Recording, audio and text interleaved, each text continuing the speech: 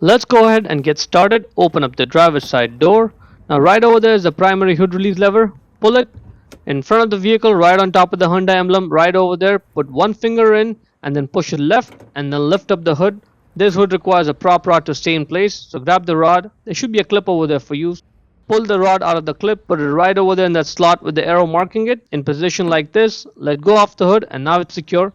Now we will talk about all the different fluids, the windshield washer fluid, the engine oil, the engine coolant, the brake fluid, and we'll also talk about why there's no automatic transmission fluid dipstick and why there's no power steering fluid at all in this car. Let's start with the brake fluid. That is the reservoir right over there. On the side of it are two markings, max and min. These markings are a little hard to see. The maximum is right over there, and the minimum you really have to look down there. It's kind of inconvenient to see, but yeah, that's minimum. The fluid level has to be between maximum and minimum. Try moving the reservoir a little bit and you'll see the fluid inside slosh. That way you can get a clear reading. Now the way the brake system works is you got three main components to it. You got the brake pedal, you got the brake fluid, and then you got the actual brakes. The only thing that connects your brake pedal to the brakes is the brake fluid. So obviously it's very important. Now if you want to make sure that it's in good condition and that there is enough of brake fluid. The problem with brake fluid is that it's hygroscopic, meaning it just loves moisture. The moment you expose brake fluid to the atmosphere, it's just going to absorb all the moisture out of the air. And that's the problem, because you do not want brake fluid and moisture to be mixed together, because that makes it unpredictable. And when that does happen, your brake pedal now starts feeling spongy and mushy, and the car takes longer distances to stop, so that's not good.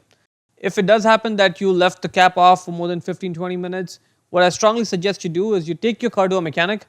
They have a device that can measure the moisture content in the brake fluid, and they can tell you if you're okay or if you need to get your brake fluid flushed out. And if you do need to get it flushed out, that's one place you do not want to cheap out on. So definitely just get it done if you have to get it done. It is what it is. The brake system is sealed off, right? So it doesn't really consume brake fluid on a daily basis. So it's not like you have to top it off every now and then.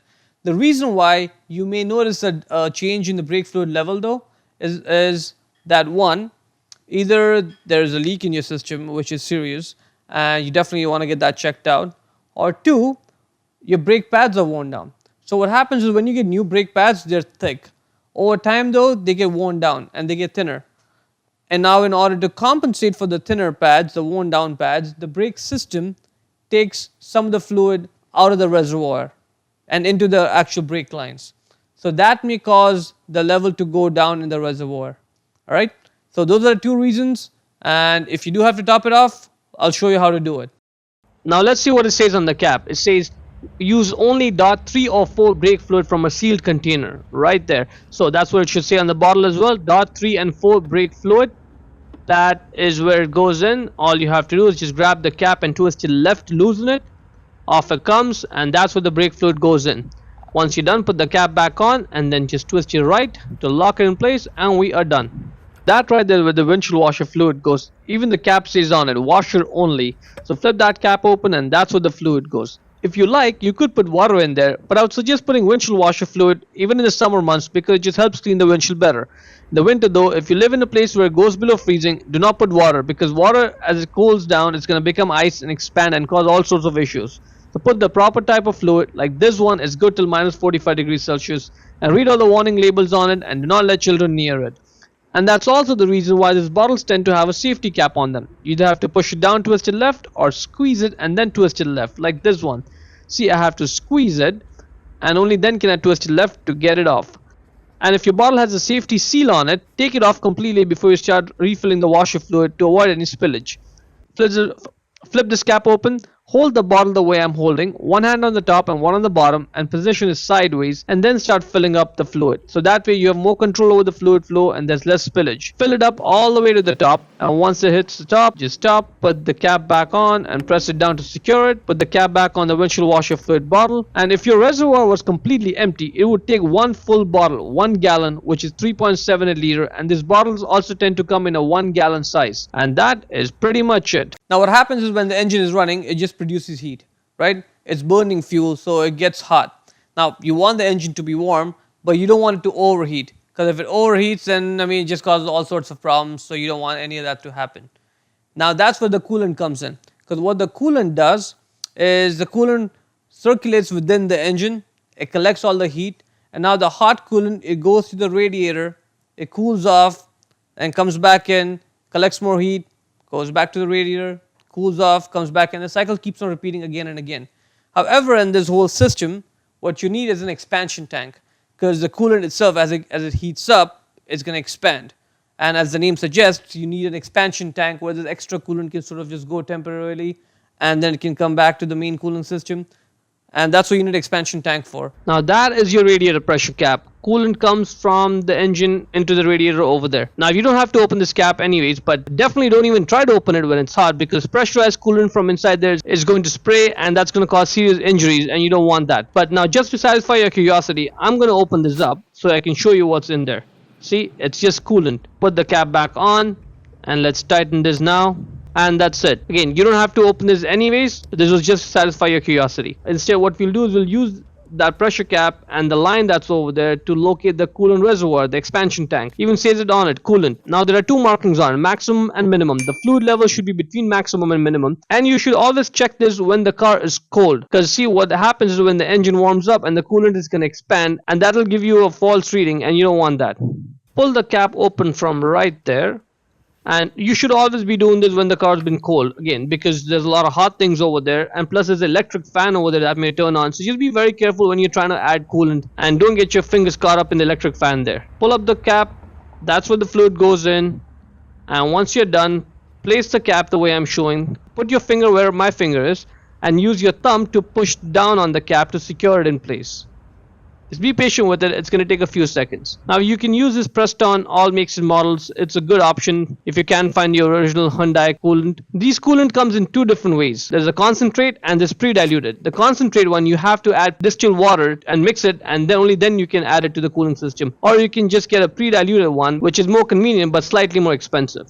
Now the engine oil is the most important fluid in your car. Without engine oil, your engine's gone. It's seized up. Alright, and that's a major problem. So the easiest thing you can do to make sure your engine lasts a long time is to make sure that it has proper engine oil in it, the proper quantity and the proper type of engine oil in it at all times. Alright? So you definitely want to check your engine oil at least once a month. Don't wait for that warning indicator light to come on your dash. By the time it comes on, it's too late. And if you're in the middle of nowhere, you may not even have a way to go get new engine oil and top it off. So just check your engine oil level once a month at least. Now the reason why the engine oil is so important is because if you open up that engine, you will find there's hundreds of small pieces which are so close together, working at high speeds, under high temperature, and they just keep on going on for such a long time. And the only thing that prevents the metal parts from rubbing against each other is the engine oil. Alright? So that's the one thing you definitely want to make sure you are in good shape. That yellow dipstick, that's the one to check the engine oil level, and that's the oil fill cap. For now, let's just check the oil level. For that, you'll need a piece of rag to wipe the oil off the dipstick. Put one finger in there and pull the dipstick out straight, and then wipe the oil off the dipstick, reinsert it, and then pull it out again to get a fresh reading. But before we do that, let's take a closer look at this dipstick. You see there are two markings on it, minimum and maximum. The oil level should be between minimum and maximum. If it's below minimum, that means there's not enough oil and you have to top up. And if it's above maximum, that means there's too much oil, and even that's not a good thing, because that leads to excessive oil pressure and oil leaks over time. So reinsert the dipstick all the way back in, and then pull it out to get a fresh reading. In this case, the oil level is right at maximum. We don't have to add any oil, we don't have to take out any oil. That's perfect. Once you're done, just wipe the oil off the dipstick again, and then reinsert it down all the way, and make sure it's properly secured. Like, see, push it down, and that is good. Now if you do have to fill oil, make sure you add a little bit oil and then wait for a few seconds, check the oil level, and then add some more and check again, and so on and so forth. That way you don't end up overfilling the engine with too much oil. The oil it requires is 0W20, says it right there on it, and that's what it should say on your oil bottle as well. And these oil bottles tend to have like a marking on the side that shows you how much oil is remaining in it. It's going to take 1 quart, about 1 liter of oil, to increase the oil level from minimum to maximum on the dipstick. Now when you take this oil cap off, sometimes it may be stuck on there, so use the base of your palm to loosen it, just like that, just the way I'm showing. Once it's loose, you can just twist it off the rest of the way. And that's it. That's where the oil goes in. Put the oil cap back on, just position the way I'm showing, and tighten it. We have to tighten it till you hear that one click. And that's good. That's pretty much it. Now the transmission fluid. I'm sure you're probably wondering where the transmission fluid dipstick is.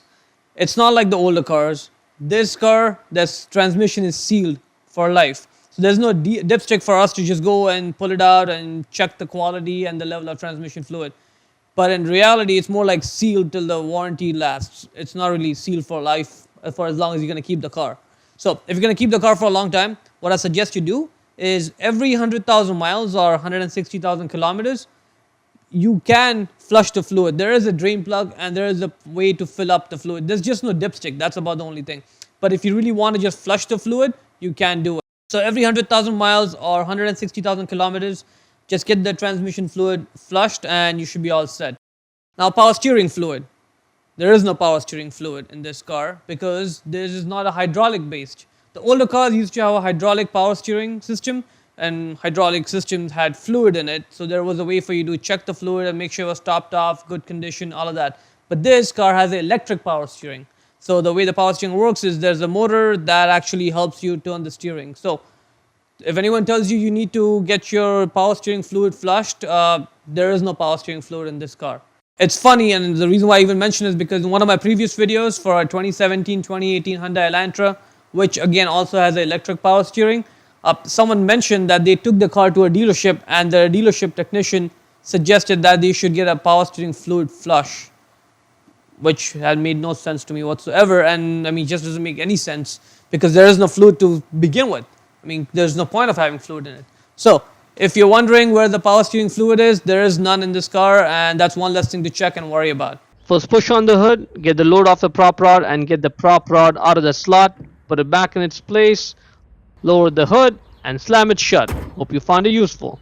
Before we go, let me give a quick shout out to Naya Motors Inc. for letting us use the car today to film the videos. They are a used car dealer here in Ottawa, Canada. Check out the link in the description for their entire inventory.